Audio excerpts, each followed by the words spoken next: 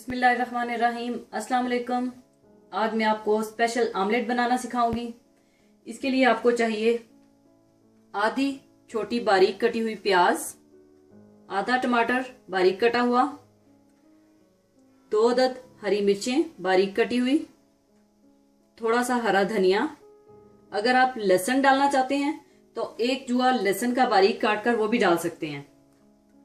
कुटी हुई काली मिर्च 3 चुटकी, नमक हस्बे ज़रूरत, हल्दी 3 चुटकी, ज़ीरा पाउडर 3 चुटकी, सुर्ख मिर्च पाउडर 3 चुटकी, कसूरी मेथी ½ टीस्पून, अंडे 3 अदद और तेल 3 टेबलस्पून।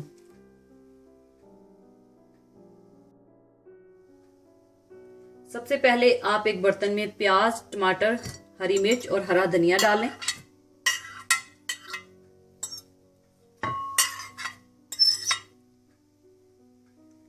इसमें आप नमक, हल्दी, जीरा पाउडर, मेथी,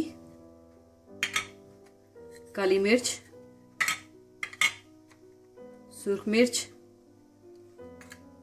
इसको अच्छी तरह से आप मिला लें।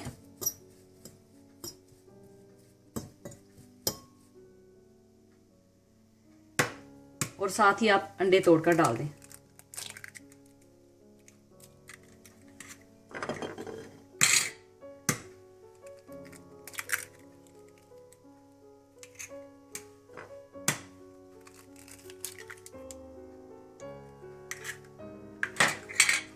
इसको आप अच्छी तरह से फेंट लें।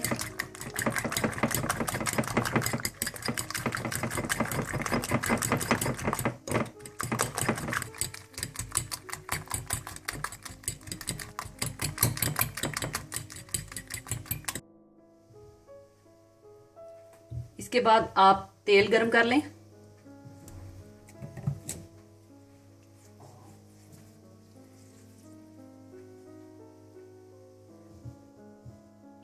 इसके बाद आप आमलेट डाल लें।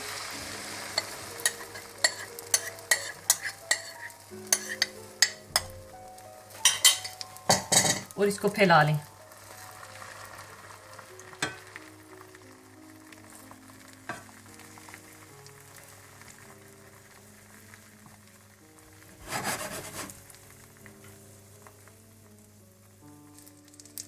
एक साइड पकने के बाद आप इसकी साइड चेंज कर दें।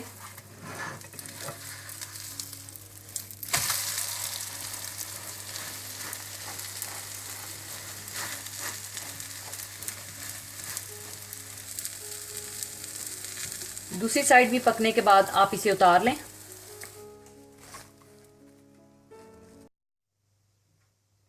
लीजिए, आमलेट तैयार है। ज़रूर बनाइएगा और दुआओं में याद रखिएगा। जाने से पहले एक बहुत ही खूबसूरत हदीस आपके साथ शेयर करना चाहूँगी। हदीस इस तरह से है।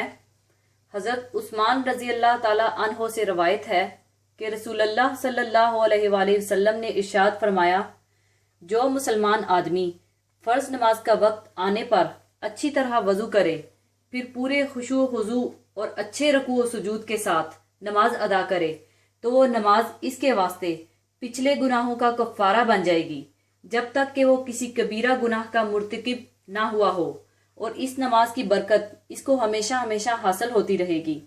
इसी के साथ ही आपसे इजाज़त चाहूँगी। अपना बहुत ख्याल रखिएगा। अल्लाह हाफिज़।